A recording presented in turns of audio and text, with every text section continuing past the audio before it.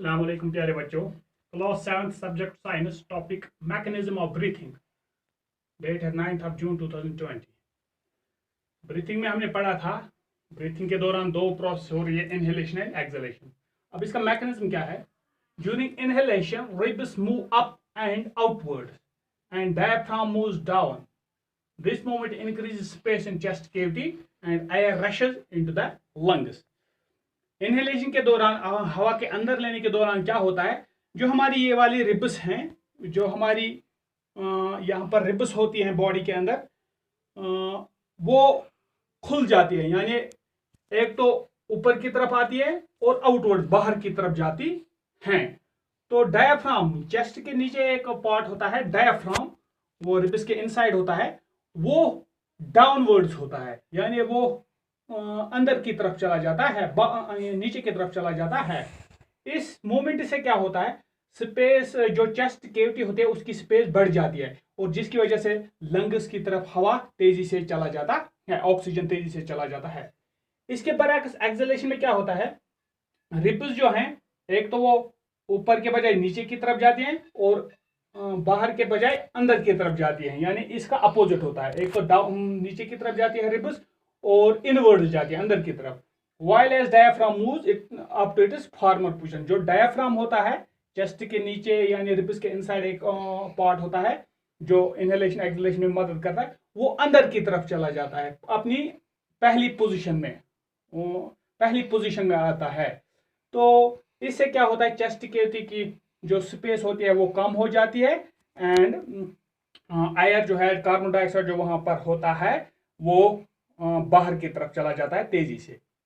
तो ये मैकेनिज्म इसी तरीके से, यानी इसमें एक तो रिब्स का कंट्रैक्ट होना या रिलैक्स होना, इसी तरह डायफ्राम का डाउनवर्ड्स या मूव डाउन या अप जो होता है, ये डायफ्राम इसमें मदद करता है।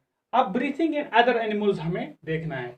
हमारे पास अगर हम देखेंगे, लाइन है, काऊ है, गोट है, फ्रॉग है, स्नेक है या बर्ड्स हैं, और भी बहुत सारे एनिमल्स हैं जिनमें हमारे ह्यूमन बींग्स का ही ये मैकेनिज्म जो है ब्रीथिंग का वही है, यानी उनमें लंग्स हैं और इनका भी मैकेनिज्म इसी तरीके का है। इसके बरक्स अगर हम देखें, कॉकरोच, ग्रास हुपर या बहुत सारे इंसेक्ट्स, उनके बॉडी पर स्मॉल होल्स होते हैं जिनको स्पाइरेकल्स बोलते हैं ऑन बॉडी। तो उसकी वजह से through spiracles they inhale and exhale, they do inhalation and exhalation। यानी उनके बॉडी पर उनमें लंग्स नहीं होती है, बल्कि वो बॉडी पर जो उनके होल्स होते हैं स्पाइरेकल, उनकी वजह से वो एयर अंदर लेते हैं और कार्बन डाइऑक्साइड जो है वो बाहर छोड़ते हैं। और उनमें एक नेटवर्क ऑफ ट्यूब्स होता है जिनको हम ट्रैकी कहते हैं, जिसकी वजह से वो सारी प्रोसेस चलती है, ब्रीथिंग की प्रोसेस चलती है।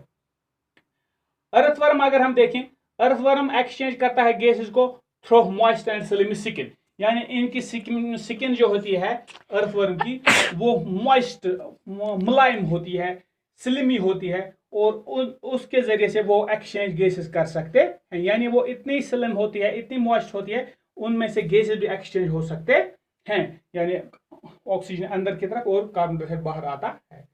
एक्वेटिक एनिमल्स जो होते हैं एंड टैडपोल्स जो होते हैं, पानी वाले एनिमल्स जो पानी में रहते हैं, और टैडपोल्स जैसे फ्रॉग नहीं, टैडपोल्स वगैरह, उनमें गिल्स होते हैं। क्या होते हैं? गिल्स। और गिल्स की वजह से वो एक्सचेंज ऑफ गैसेस करते हैं। तो ये कुछ डिफरेंसेस थी अदर एनिमल्स में। एक तो कॉकरोच, ग्रास हुपर और इंसेक्ट्स में स्पाइरेकल्स होते हैं, अर्थवर्म में स्किन से एक्सचेंज ऑफ गैस होते हैं, और एक्वेटिक एनिमल में गिल्स होते हैं जिनसे ये एक्सचेंज ऑफ गैसेस होते हैं। तो कल इसके आगे इंशाल्लाह, आज इतना ही।